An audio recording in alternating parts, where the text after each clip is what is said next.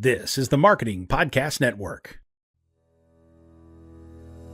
Welcome to Uncorking a Story, the podcast that introduces you to the rich world of storytellers who share their personal journeys, creative processes, and the stories behind their stories, one conversation at a time. I'm your host, Mike Carlin, and I'm thrilled to be part of your writing journey. If you're an aspiring writer, a literary enthusiast, or simply someone who believes in the transformative power of words, you've come to the right place. Every week, we'll pop the cork on the world of successful storytellers and give you a healthy pour of inspiration, insight, and empowerment. My mission is to help writers like you realize your full potential through the transformative and therapeutic power of writing. Whether you're just starting your literary voyage or looking to refine your craft, I'm here to provide you with the knowledge, inspiration, and encouragement you need to embark on your own storytelling adventure. So, are you ready to uncork your story and let your creativity flow? Uncorking a Story is about to begin.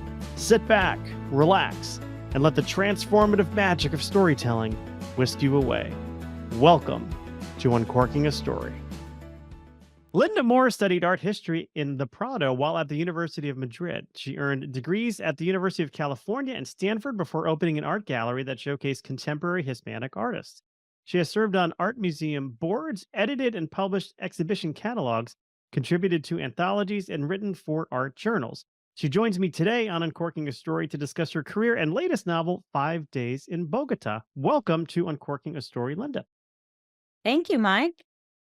Linda, I'm excited to have you here and to dig into your background, but I always like to start in the same place, which is where does your story as an author begin? Well, like many people, I always wrote from when I was young, but more along the lines of journalism. I was a political science major, actually, not an art major or a literature major. And I did not write fiction, though, until I was old. And my kids had graduated from college, and a friend invited me to a reading critique group. They were all working on novels. So I started to write a novel. Like most things in life, I stumbled into it. I didn't really have a grand goal. But that first novel I wrote, because you go to enough sessions, eventually you have a novel, ended up in a contest. And not only did I not win, I got ruthless criticism, which I kept, of course, right? I took it out and read it the other day, and they were so right. What I got from that was I didn't know how to write fiction. So I went back to school in my sixth decade and spent 2 years in Stanford's novel writing program learning how to write a novel. Wow. Which is very different, but it was a gift. It was the best thing I ever did. So my foray into fiction was after quite a lot of years. So, what was going on in your life at the time when you decided to pivot away from sort of journalism to writing fiction? Well, I actually had ended up focusing on Latin American studies and the politics of Latin America, which is not a very good career for a young wife that's stuck in San Diego. And so I decided to go into healthcare, actually. And I was a liaison between Tijuana and Children's Hospital of San Diego.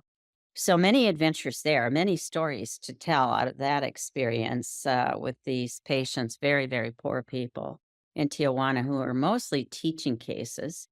And I then found that healthcare was a much more viable option. So I spent a lot of years doing that until I realized I had these little kids and they needed more attention from me. So I don't know, oddly, because it doesn't make sense retelling it, I decided to open an art gallery near their elementary school. And they could come by anytime and walk, although they rarely did, to where their mom worked. And I thought I would have a lot more flexibility. And I did because I owned the business. And I, of course, focused on Latin American art in the gallery, which made a lot of sense to me. So I started a whole new adventure. So when did the fascination with art and art history come into play? Well, it actually goes back to that experience in Madrid. I had a grandmother who was a painter, so art was always part of my life. But when I went to Europe and spent a year studying there, as a junior in college, I had a good friend, still a good friend, who was an art major, and we traveled together. So I was her little sidekick, and she took me to all these amazing places. 6 buck buses to get to some Bernini statue in Rome that you get there and the church is closed for repairs. And a lot of adventures like that, really seeking out wonderful art. And I continued to be very interested in when I could, I would take more courses or be involved and be members of various museums and attend lectures and so on. So it's been really a lifelong thing. Yeah. So I mean, I'm just thinking about like just your background and your career from sort of the political science stuff, journalism, healthcare, art. I mean, it's a pretty varied background you have. Yeah, I'm only good 10 years at anything, Mike, really. Then I get bored and I'm like, the only thing I actually have stuck with writing quite a long time because uh, it took me probably almost 15 years to get my first novel published. And that's not an uncommon story. So what I guess if I had to say I learned something over my life, it is perseverance is probably the most important skill or quality to have. Stick with it. And eventually you'll get there. You'll cross some kind of finish line. So and writing has been that for me.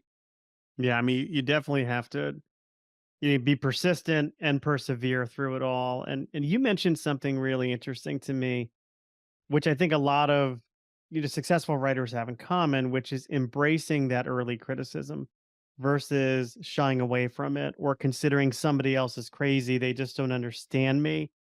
Um, I'm just curious to know about that a little bit more because it must have been hard to read that criticism or to experience that criticism, but you certainly turned it into a positive. Absolutely, and I had with that first read and critique group I was in, they had a retreat up at, um, kind of a retreat center in Monterey, California, and I went very early on. It was one of the first experiences, and when my chapter, whatever it was, came up, and they went around and criticized it, I, bit my lip, and then it sort of snuck away back to my room where I was in tears. And my friend who'd invited me to the group in the first place came to find me, and she said to me, I've never forgotten. She said, "You came for praise?" Question mark.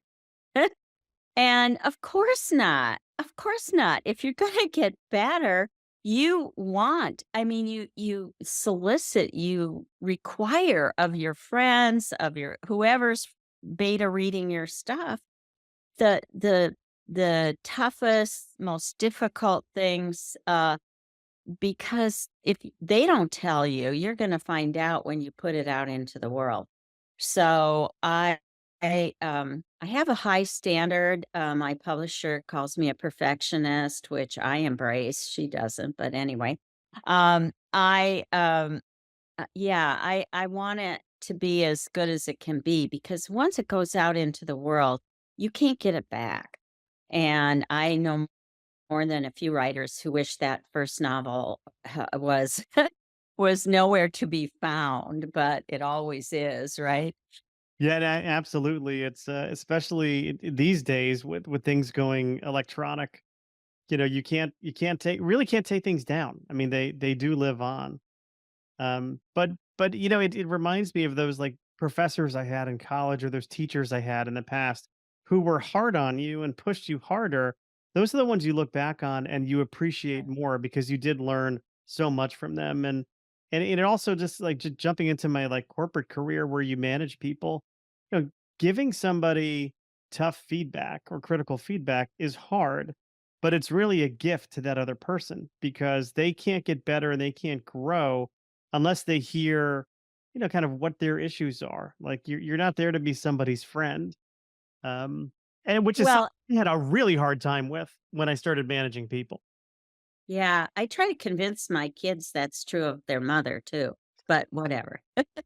Uh, I uh, I can tell you one really nice thing about coming out with a book and kind of being more public is that I have heard from a lot of people who I managed back in my healthcare days and even the gallery days. And people that I had high expectations for and maybe even more than they had for themselves. And they are grateful because later they were able to move on.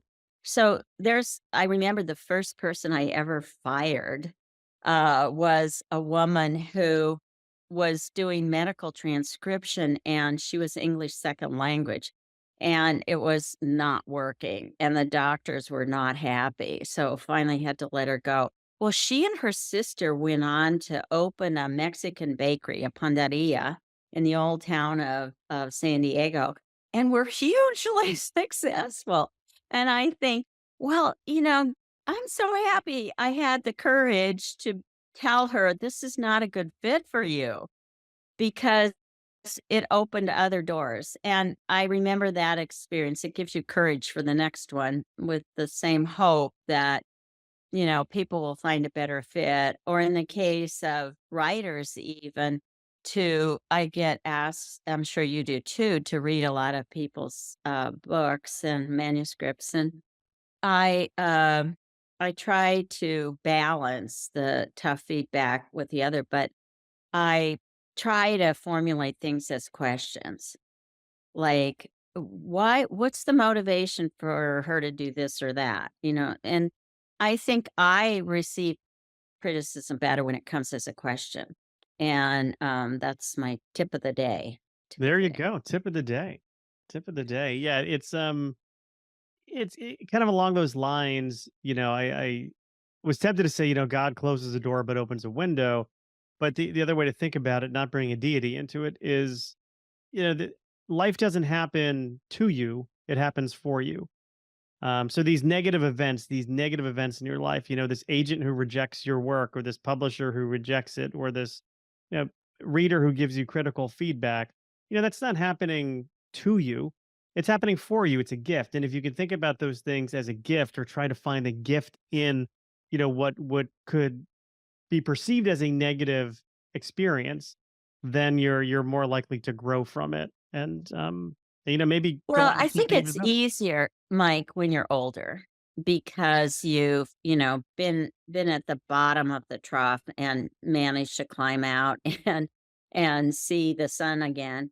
And that having that experience in your repertoire says, okay, I can deal with this, I can cope with this. And I also think that people you know, uh, who are able to discern what is helpful and what is not. And that's very difficult. And I kind of do this head count thing. If I'm hearing it from 5 people, then I better pay attention. Yeah. But if there's this one person out there who doesn't like anything, and we've all met them, right? And you're not sure, like a good writer, you're sitting there saying, "Okay, what's the motivation? Where's the motivation of this person who can't find one good thing about this book? And how do I absorb that and separate out what's useful and what's not?" And that's also an important skill because just because they're negative doesn't mean they're right. Yeah. Yeah, that's true. But you're right about age having something to do with it. I mean, I'm, approaching a milestone birthday at the end of this month, and I know that 30? 30, would that be 30? wow. I mean, you don't look a day over 39.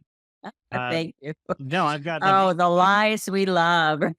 well, the biggest lies are the ones we tell ourselves. Is what I always say. But It starts with a 5 and ends with a no, but I know that I kind of go through life now in a much different way than I did when I was 30. I really do. I face rejections or curveballs a little bit differently. I like to say I think I know how to hit curveballs a little bit better now than I did back in my younger days. Just it's something that comes with age, I think. Well, I don't mind to share with you that I published my first novel, Attribution, which I published in 22, um, when I was 75. Debut author. I thought I was hot stuff because I was so old. And then I met this woman who published a memoir at age 83, and it was called Naked at the Helm. So I thought, well, I'm a kid, and I am kind of a kid in my head. I think you control what's in your head. And I think this kind of continued exploration of different paths in life gives you a lot of energy. Uh, Researchers will tell you you'll live longer if you have something out there in front of you instead of everything behind you. So I have loved a lot about this writing journey. A lot of things that are really, really tough. Uh, and I understand that because I face them too. Yeah. And I think it is harder to do it when you're older because most publishers don't want to invest in an author that might only have one or two books. And so, but there are a lot of pathways now to find get your book into print, and I think that is encouraging. Anybody who has that goal should pursue it. Yeah, you're never too old to do anything like that. I've had so many first time authors on this show, 70 plus years old. And it is inspiring. I mean, it really is because it tells you that if you want to do something, and sometimes honestly, the stories that you want to tell won't come to you or can't come to you when when you want them to. Like they don't come to you maybe when you're 20 or 30 or 40. Sometimes you need to have that life experience in order to have wherever these stories come from. Like I don't even know where half of the ideas I have come from, but wherever they come from, they come to me at a time when they're supposed to come. They didn't come to me when I was 20 and I really wanted to write a book. Things I was writing back then were I'd be so embarrassed if anyone looked at today. It's kind of hard to think that uh what it, that even any age is the right age. I bring to your attention The Outsiders, which what it's a huge success and continues to be read by high school kids that are the characters in the book. It was written by an 18-year-old. It was a world she understood and could write in a way that the readers, that audience connected to. So I think there isn't a right age or a right amount of experience. I used to tutor kids in the juvenile court schools, and those kids have had amazing experiences, incredible things that stories they have to share and tell that friends of mine that are age contemporaries have nothing like that in their own lives. So I remember reading, and actually inspired me a lot, Harriet Dorr, who wrote Stones for Ibarra, when I forget, was she like 70 something also? And it won, was it the Pulitzer or the National Book Award? I don't remember, some big prize, and was made into a film, was very, very successful in its time.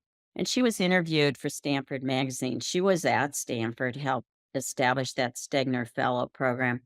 And she said, you can't teach writing to 18-year-olds because they just haven't had enough experiences. So when you say to them, okay, well, we get this character that's a struggling college student or whatever, but where's the subplot? What's the subplot? I mean, they don't think of the nuances and the layers that people have in their lives.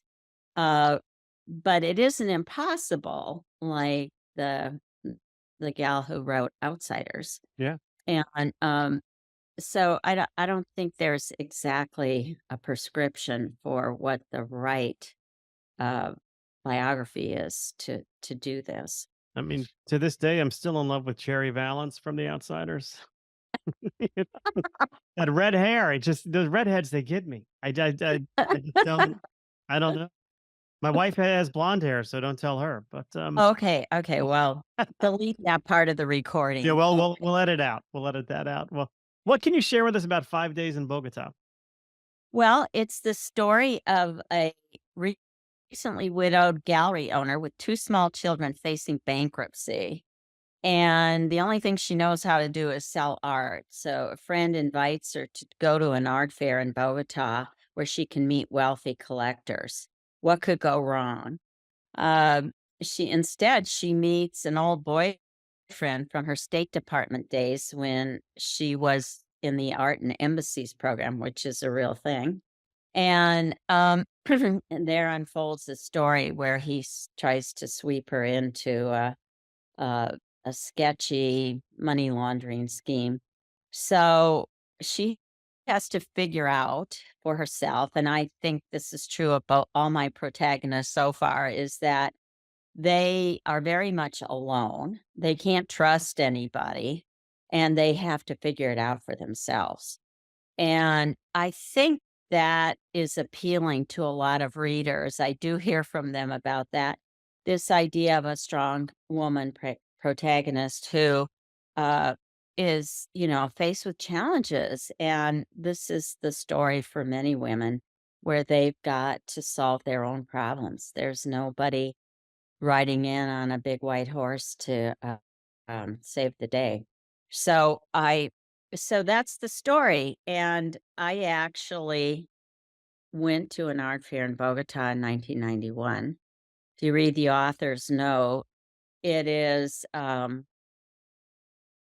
I decided because my first book, everyone said to me, is Kate you? And I thought, okay, I'm going to anticipate this. And this time, Allie Blake, who's the protagonist here, I wrote a whole chapter trying to explain what was true and what was not true. I did meet Garcia Marquez, so that entire chapter is pretty much written the way it happened. And I'm going to be doing a talk at the uh, Colombian consulate in Los Angeles the end of the month that's honoring Garcia Marquez. So that's really I'm really looking forward to that. Yeah, But that's the story. that's the story. So, are you was the seed of this story planted in the '90s, or did you just Yeah, have that experience? the story takes place in 1990. Okay. And 1990 was a very difficult, violent time for Colombia. The president at that time, who also appears in the novel and who I also actually met, Gaviria, he became president because the fellow he was chief of staff for was assassinated when he was running for office. And so Gaviria got elected. And then he inherited all of the difficult things that were going on, especially around the Medellin cartel. But there was also the Cali cartel and all kinds of U.S. uh, interests and operatives and official and unofficial people, and how there really in this book there are no people who are purely good guys or bad guys. And that's kind of, as I studied these regions, more the reality is people have good intentions, but they have to do bad things. Uh, a friend, Adam Sykes, who is a former CIA um, a military officer, read the book, blurbed the book, and he insists I had to have been undercover in the CIA, because he found it so, real to his experience. But he also echoed the fact that sometimes you're in a position where you have to do things that you know are illegal, unethical, for a greater good. And of course, that is the big moral ethical question, right? Is where is the moral imperative? And is it fungible, right? Yeah. Asking the big questions.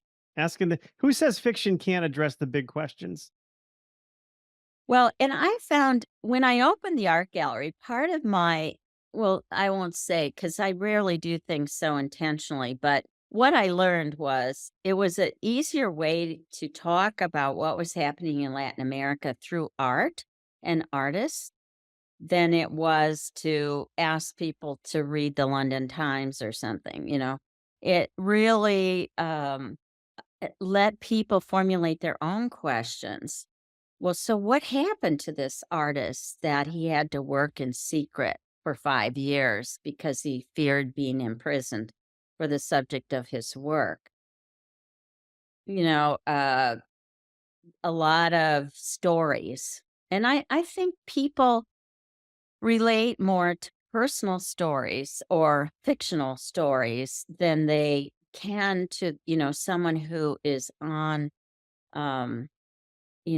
on the news who's telling a story because it seems so almost unreal to them. Wait, Whereas especially you're so far removed from it, especially in this country. yes. Like the realities of, what's going on in, South America, Latin America, other parts of the world, and the news we get,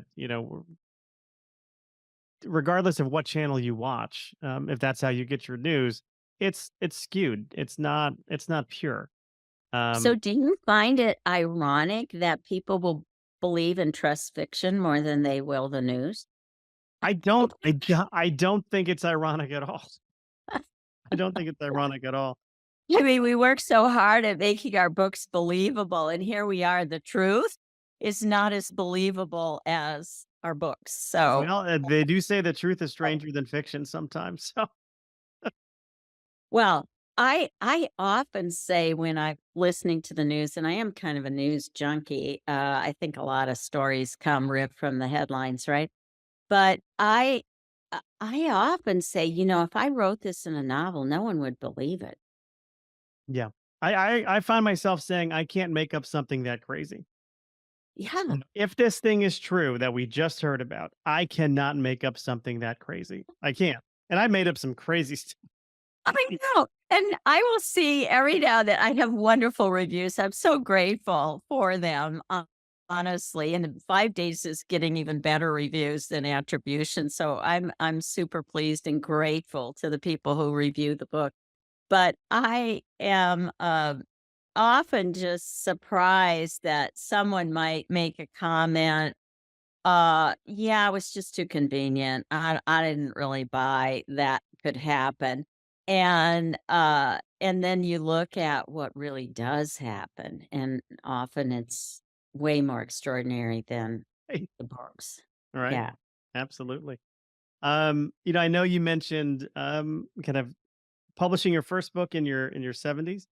Um, Right. what was challenging to you, not necessarily about the writing process, because I know you went to that, program and you certainly invested your time and effort into learning how to do it. I'm more curious about the publishing side of it, kind of getting the story out into the world. Anything? So so I guess I have to thank COVID. I didn't get sick, fortunately, but I lived like a hermit, which really helped me finish and polish the book to tell you the truth, because I wasn't out traveling. I'm a big traveler and I stayed home like most of us. And I I had at that point written 3 novels because one of the requirements of the Stanford novel writing program is that you complete a novel while you're in the program. And the last class, which I had with the wonderful Carolyn Levitt as my one on one mentor, is to have this, notable novelist read your book and workshop it with you. And that book is still not published. It's called The Baobab Tree. It's set in Africa. But anyway, so I had, when you're going through learning the craft, you don't spend a lot of time thinking, how am I going to get this published? I think it's a flaw of a lot of the writing programs is that they don't spend more time working with students talking about this. The traditional publication pathway is a bit broken. And it's really broken, as I said earlier, for people who, for one reason or another, don't fit the model, the commercial model of what publishers want. It has little to do with the quality of your writing. I say this to people all the time that the rejection may have to do with, oh, this week we're not doing books on Latin America, you know, and it doesn't really matter how good your book is, or we don't want any more suspense books or thrillers or romances or whatever. This week we're doing fantasy. Okay. And so I think what helped me a lot was I was sitting there during COVID and I took an online class in publishing a book because I could see I was getting ready with some polished stuff. And they had all these people come on and talk about their particular pathway. And one of the agents, a big time agent from, you know, an important agency in New York, came on and he said, well, we always answer queries. Now, I will tell you, it used to be 6 week was our deadline. So this is one of the good guys who actually answers your query. But now with COVID, he said it's 6 months. So at that point, I'm looking at my age thinking, I don't have 6 months for you to tell me you're not interested in my book. So I never queried my books. I never looked for an agent. I just found a path that would get me there as quickly as I could before I was, assigned to the, mental health unit or wherever I'm headed.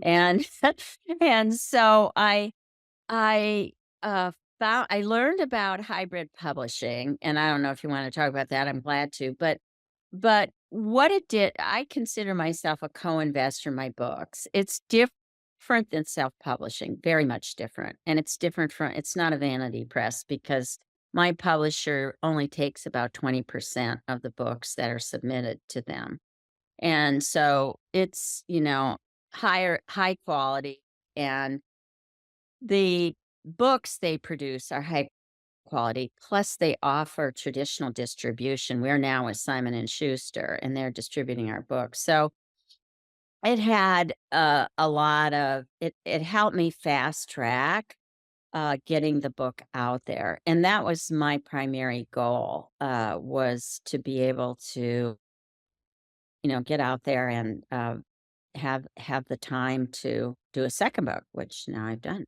Yeah. I mean, everyone's goals with publishing are different. There are some who are diehard. I want to go to the traditional route, find the agent, go through that, which is an uphill battle. I mean, it is something that is you have to be. And you talk about persistence. We talked about it earlier, and perseverance. I mean, that is a lesson in persistence and perseverance because I could, wallpaper the wall behind me with all the rejection letters I've gotten from agents over the years. Um, and then, obviously there's self-publishing too, which, it's an avenue that's available and it is, there's a lot of competition there. I mean, just look at Kindle Direct Publishing and there are millions and millions and millions of books up there.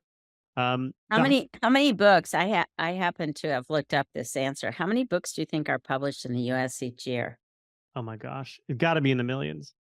4,000,000. Yeah, I believe it. Now, 1,000,000 of those are not self-published, but still, 1,000,000 books? How do you get seen?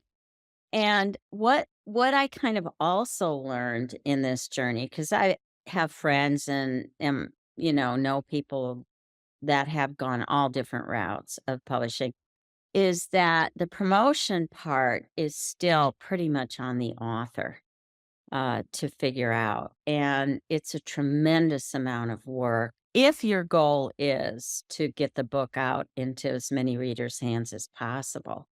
And I'm happy to say, with both Attribution and 5 Days, that we've exceeded book sales that maybe only 1% of authors get. Yeah. And that's extraordinary to me, that we are not part of the big five. And, I had with in between the first book, because people saw the success of it, I had a couple of agents approach me, and I thought about it. And then I kind of came back to the same thing, is that agent's got to sell my book to a publisher at a time when a lot of publishers, again, there's still the ageism, but there's also much more interest in different genre than the type of thing I was writing. So I thought, I'm gonna stick with the devil I know, and be able to do that. And I don't have any regrets. It's still really hard work. And Yeah. you must feel that with your own books, Mike, don't Oh, you? it's extremely, I mean, writing them is the easy part. Like, it's all the other stuff that's challenging. Well, it's not easy either. Well, I'm not saying it's easy, but relatively Yeah, I speaking, mean, it's the proportionately, easier both it's the are easier really, part. yeah, really hard work. Yeah, Both are really hard work. right. The writing is the fun part, though. The promotion, the business side of things, um, that's where it becomes a little bit more work. But Well, I love it, but, I'm a former gallery owner, and that's all about reaching out to people, finding the audience for a particular artist or book, in my case. And I've done, well, now well over 100 book clubs, and some most in person, but many on Zoom. I like to say Melbourne to Milwaukee. And yeah, I love listening to readers and what insights they see, things I never saw. And I love hearing what works, what doesn't, what they attach to. I mean, I really, really enjoy the dialogue with readers. And that wouldn't happen if I didn't make the effort to be shamelessly, or as one friend of mine said, unabashed about promoting the book uh and the books. So yeah, and I probably am more comfortable with it than a lot of writers, just because of my background. yeah, I know a lot of writers who I've spoken with on this show anyway, do talk about how they initially struggled with doing promotion. Just have being maybe perhaps more introverted than other types of people. But you have to get used to it. You have to put yourself out there, because if you're not willing to do that, then um, it's challenging, because Well, I out of those 4 million books that are released every year, you got to break through somehow. and I think, what's interesting, I say, especially to women, because a lot of women, and maybe this is true of men too, I'm sure, that they're just like not comfortable because it feels so awkward to be promoting yourself. Well, first of all, the book is not you. The book is the book. And second, I say them, if you had a great recipe for chocolate chip cookies, you'd have no problem saying, Michael, have some of my cookies. People tell me they're really great, right? And or for a guy, maybe you make a mean margarita and you would have no trouble saying, you got to try my margarita. They don't make them any better, right? And you wouldn't be so shy about that. But I don't know why. I guess because a book really is very personal, no matter if it's fiction or a memoir. A memoir I can't imagine, but fiction is a lot of you is in there, and that's maybe it's different than cookies. Perhaps, and I think there's imposter syndrome. That's a real thing too. Like, who am I to be sharing this with everybody? And that is something that we all have to, many of us have to get over as well. Yeah, So I don't think you ever get over it, right? It just takes one-star review to put you back in that that's in that right. mode. That's right. That's why you got to stay off of Goodreads and you know the different review sites that are available. I'm curious if you could sit down with an aspiring writer who wants to write a book. What are some biggest words of advice you would offer to them? Well, I have 2 words. Easy. Don't quit. Don't quit. Keep going, 'cause the only way to get better, it's like a piano or something, you gotta practice, and writing is practice. But also, I think seeking out people who know there is a craft to this. It isn't all magic and creativity. There are certain rules that need your attention. I'm a big I like a story. I like a good story, an original story. I don't like books who decide that, let's rewrite Huckleberry Finn or something. Um, I think Mark Twain did it best the first time, and same with Charles Dickens. And gosh, how many are there that they just, want to grab onto? There are so many stories in the world. There's plenty out there that are new and different. And I also love a character that I wanna spend 10 hours with. So, I think both are important, and there are things that are not rocket science that you can learn, by taking courses, by going to conferences, by, working with authors. I've had the opportunity to work with people like Richard Russo, and Carolyn Levitt, and people that are so generous and welcoming to aspiring authors, and any author can find them. It's a generous community. It really is. Yeah, I agree. And if you could go back in time and offer words of advice to your younger self, what would you tell the younger Linda? How would you reassure her, or what kind of advice would you give her? Get off your rear end and work harder, faster. Don't spend all that time thinking you're doing research by watching Netflix series. Come on, right? Um, yeah, time is precious, and every day I value more and more the fact that I wake up in the morning and go, "Thank you, knees. Thank you, ankles. Thank you, feet. You all still work this morning." Because, the older I get, the more I have seen many friends who don't have the good luck I have had with still being healthy and be able to work. So working and using your time well is something that you can't buy. And and so treat it like it's precious. Yeah. There you go. Well, Linda, I want to thank you so much for stopping by and corking a story and letting me uncork yours. Well, thank you. I've loved being with you.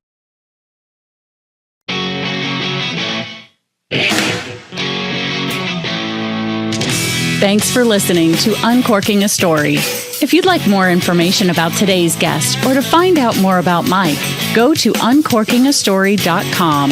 If you enjoyed the show, please subscribe, rate, and review us at Apple Podcasts, Spotify, or wherever you get your podcasts. Tune in every week to hear Mike Carlin uncork a new story.